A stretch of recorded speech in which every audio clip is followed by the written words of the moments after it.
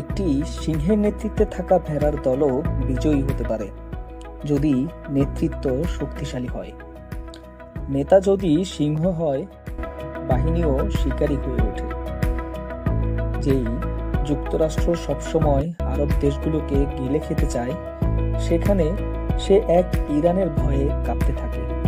কিন্তু আপনি শুনলে অবাক হবেন, এই ইরানও কিন্তু একসময় যুক্তরাষ্ট্রের দালালিই করত। সময়টা 1941। ইরানের রাজা সিংহাসনে বসে মোহাম্মদ রেজা পেহলভি নামক এক স্বৈরশাসক। পশ্চিমা দালালি এবং নীতিতে বিশ্বাসী এই লোক ইরানের গণতন্ত্রকে হত্যা করে, পশ্চিমা নীতিকে আপন করে নেয়। বিরোধী দলগুলোকে দমন করে গঠন করে সাবাক নামক এক ভয়ঙ্কর গোয়েন্দা সংস্থা। শুরু হয় ইরানের পশ্চিমা তথা আমেরিকার দালালি। শুরু হয় স্বৈরতান্ত্রিক শাসন, ধর্মীয় অসন্তোষ, ইসলামী মূল্যবোধ, দুর্নীতি ও ধনসম্পদের বৈষম্য।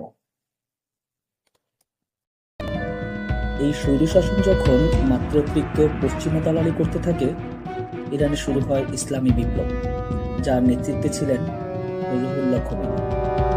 শেষ পর্যন্ত তাকে 38 বছরের স্বৈরশাসনের ইতি ঘটিয়ে পালাতে হয় ইরান থেকে। উদিত হয় ইরানের পূর্ব গগনে রুহুল্লাহ খোমেনি নামক এক বীর সূর্য।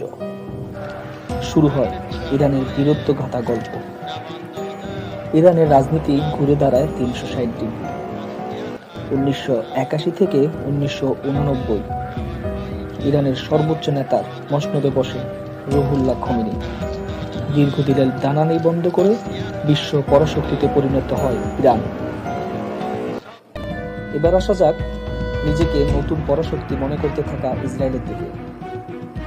ইসরায়েল আমেরিকার প্রেসিডেন্টদের যথাক্রমে ডোনাল্ড ট্রাম্পকে নিজের বাবা ভাবতে শুরু করে।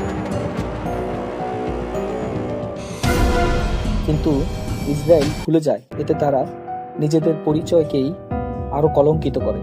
কারণ খ্রিস্টান বাবার সন্তান যখন ইহুদি হয়, তখন আর সে নিজ সন্তান থাকে না, হয়ে যায় জারস। জারস কেন বললাম? তার কারণ হচ্ছে ইতিহাস সাক্ষী, ইহুদিরা সবসময় জন্মের পর থেকে খ্রিস্টানদের ছিল সবচেয়ে বড় শত্রু। কিন্তু ইতিহাসে হঠাৎ করেই কোনো এক অসৎ উদ্দেশ্য সাধনের জন্য এই ইহুদি সম্প্রদায় আমেরিকাকে নিজেদের বাবা পরিচয় দিতে থাকে। মধ্যপ্রাচ্যের দেশগুলোকে পৈতৃক সম্পত্তি যা কিনা হারিয়ে গেছে তা মনে করতে শুরু করে। তাদের এই দিবাস্বপ্ন পৈতৃক সম্পত্তি উদ্ধার করার নামে তারা মধ্যপ্রাচ্যে চালায় বর্বর যত গণহত্যা। তার ধারাবাহিকতায় আজকের এই ইরান ও ইসরায়েল যুদ্ধ। তবে বিশ্লেষকদের মতে তারা এবার ভুল গর্তে পা দিয়ে ফেলেছে। গর্তের এত গভীরে পড়ে গেছে, যেখান থেকে ডাকলে তাদের বাবা আমেরিকার কানে পৌঁছাতে পৌঁছাতে ইহুদিদের হাতে পায়ে পছন ধরা শুরু হয়ে যাবে। সব এলোমেলো করে দিয়েছে হিসেব নিকেশ, প্রতি উত্তর দিয়েছে ইরান।